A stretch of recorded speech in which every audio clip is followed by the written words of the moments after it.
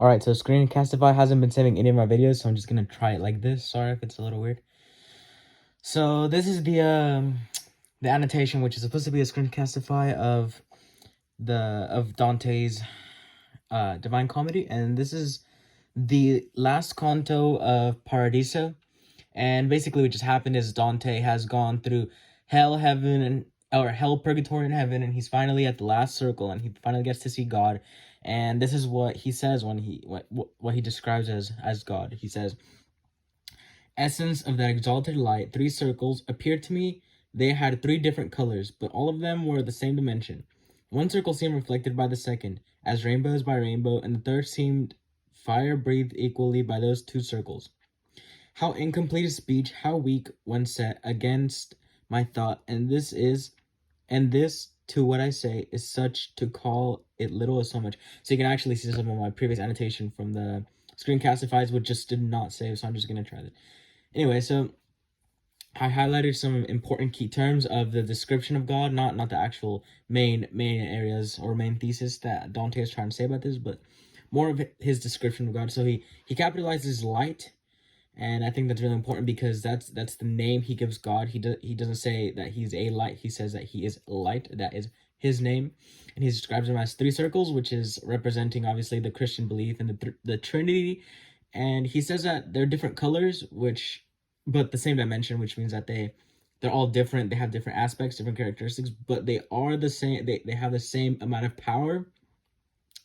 And that's kind of interesting because throughout the whole book, he definitely refers more to God and kind of Jesus, but more God. He refers to God a lot more. He refers to him and that he's the ruler of the divine realm, and then he describes Jesus as being, well, it's assumed that he's an eagle earlier on, or he's some sort of bird earlier on Paradiso, but he's finally coming through with the idea of the Trinity and the same amount of power that all three parts, the Father, Son, and Holy Spirit, have.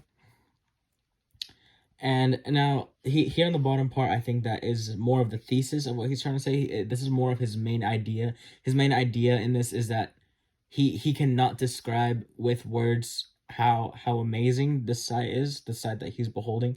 And I think that it's really interesting. This part's really cool because for the most part,